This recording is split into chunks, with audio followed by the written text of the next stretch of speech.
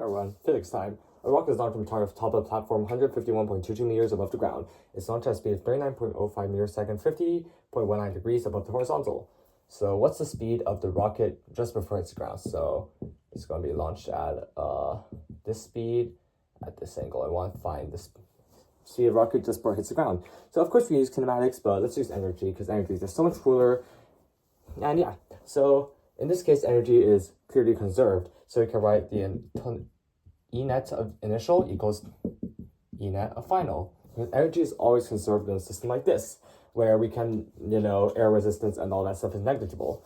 So what is E net? E net, in this case, is just going to be the kinetic energy plus the potential energy.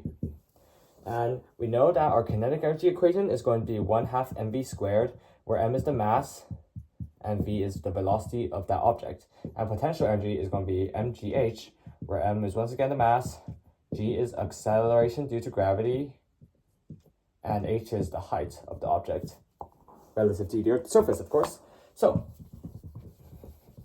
let's put this into this form. So we have ke initial plus pe initial equals ke final plus pe final.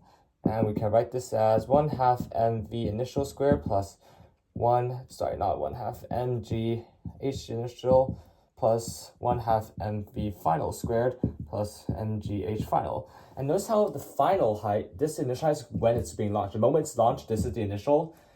And when it's right before it touches the ground, that's the final. So yeah, notice how these variables are going to be different since they're obviously very different at these 2 points. So first of all, we can cancel all these m's.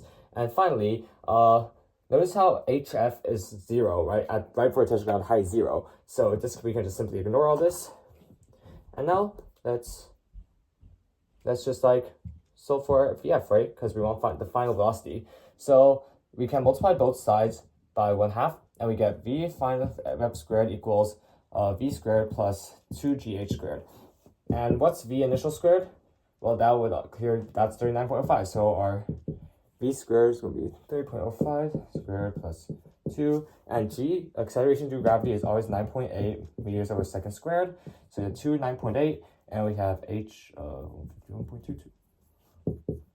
And once we get that, that should be 44,488 points. Let me just see my notes, 8145.